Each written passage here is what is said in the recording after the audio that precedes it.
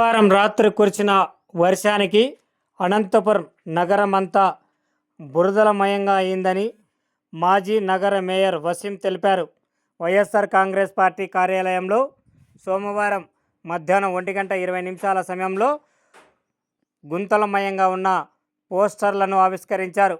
ఈ కార్యక్రమంలో మాజీ కార్పొరేటర్లు సైఫుల్లా బేగ్, శ్రీనివాసల్, కమలభూషణ్, వైఎస్ఆర్సీపీ నేతలు తదితరులు పాల్గొన్నారు.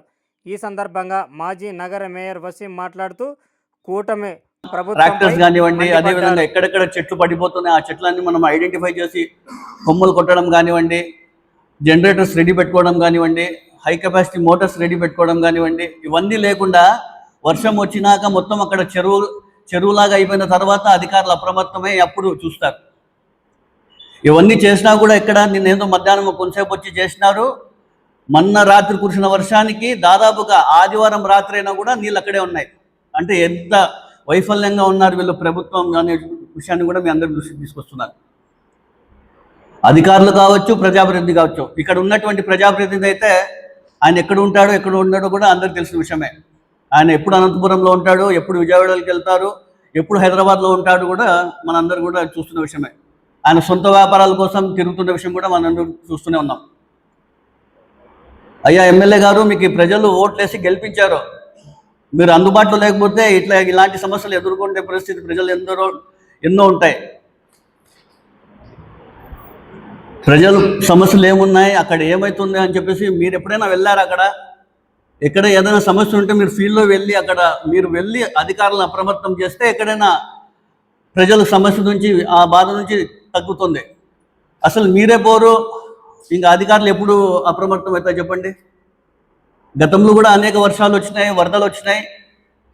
మేము కావచ్చు, మా నాయకుడు కావచ్చు, మా పాలకవర్గం కావచ్చు,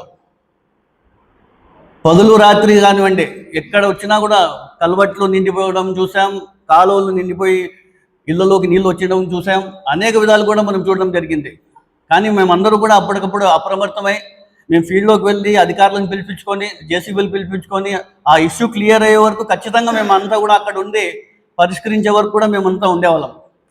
కానీ ఈరోజు చూసుకుంటే ఎంత దౌర్భాగ్య పరిస్థితి అనంతపురం నగరం ఉందంటే, ఆయన ఎమ్మెల్యే గారు ఏమంటారు, అధికారంలోకి వచ్చి ఆయన ఎమ్మెల్యేగా గెలిస్తేనే ఆ రామ్నగర్ ఫ్లైఓవర్ కింద నేను వస్తేనే దీన్ని అంతా క్లియర్ చేసేస్తా అని చెప్పి ఆ రోజు వీడియోలు పెట్టి మళ్ళీ మాట్లాడి చెప్పడం జరిగింది. ఈరోజు చూస్తే చెరువుగా మారింది అది. 2 ఏళ్ళు నేను మీరు ఏం పట్టించుకున్నారు చెప్పండి?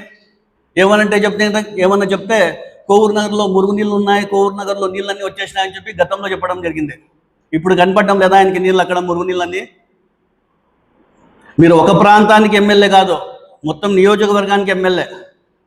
ఇప్పుడు నేను కూడా చెప్పొచ్చు కదా, రామ్నగర్ మీరు ఉండే మీ ఇల్లు అక్కడే ఉండేది చెరువుగా మారింది కదా. ఇప్పుడు నేను కూడా చెప్పొచ్చు కదా మీకు. మాట్లాడే తప్పేవాడు ఆలోచించి మాట్లాడాలని చెప్పి కూడా మీ అందరికి తెలియజేస్తున్నాను. గతంలో కూడా మనం చూసుకుంటే రజక్ నగర్ కావచ్చు, సోమనాథ్ నగర్ కావచ్చు, రామ్నగర్ కావచ్చు, కోవూరు నగర్ కావచ్చు, అదేవిధంగా గుల్జార్పేట్ కావచ్చు, జనశక్తి నగర్ కావచ్చు, అనేకటువంటి ప్రాంతాల్లో నీళ్ళు వచ్చినాయి. కానీ మేము అప్పటికప్పుడు అప్రమత్తమై అధికారులకు అందరూ కూడా అప్రమత్తం చేసి ఒక 2 గంటలు 3 గంటల్లో అందరూ కూడా నీళ్లు వెళ్ళేటట్లు కూడా మేము చేసిన విషయాలు కూడా మీ అందరికీ ప్రజలు గుర్తు చేస్తున్నాను. ఈరోజు అంత మెయిన్ రోడ్లో, మెయిన్ జంక్షన్లో ఒక రోజంతా కూడా నీళ్ళు ఉంటే కూడా వీళ్ళంతా నిద్రపోతున్నారా అని చెప్పేసి కూడా నేను ప్రశ్నించడం జరుగుతుంది. ప్రజాప్రతినిధి అనే అతను ఎక్కడైనా కూడా సమస్యల పట్ల పట్టించుకుంటే గినా ఇలాంటి సమస్యలు రాదు, ప్రజలందరూ కూడా ఇబ్బంది పడే పరిస్థితి ఉండదు అని కూడా మీ అందరికీ తెలియజేస్తున్నాను. అధికారులు కూడా వర్షాలు వస్తున్నాయి, ముందస్తు చర్యలు తీసుకున్నామని కూడా కొంచెం ధ్యాస ఉందో లేదో కూడా అధికారులకు కూడా నేను చెప్పడం జరుగుతుంది. వర్షాలు పడినాయి, వర్షం నీళ్ళు కావచ్చు, మురుగునీళ్ళు అన్నీ కూడా కలుషితమై రాబోయే రోజుల్లో సీజనల్ వ్యాధులు కావచ్చు, అవన్నీ కూడా ఏర్పడే అవకాశాలు ఉన్నాయి. దీనిపైన వీళ్ళ అధికారులందరూ కూడా చర్యలు తీసుకోవాలని చెప్పేసి కూడా నేను తెలియజేస్తున్నాను.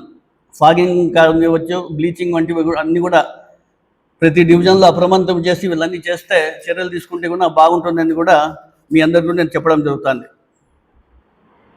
ఖచ్చితంగా నేను ఇదే మాట చెప్పడం జరుగుతుంది. రాబోయే రోజుల్లో కూడా ప్రజాప్రతినిధులు కావచ్చు, అధికారులు కావచ్చు, ప్రజలకు ఇబ్బంది కలుపుకోకుండా మీరందరూ కూడా చర్యలు తీసుకొని ముందుకు వెళ్ళాలని తెలియజేస్తున్నాను.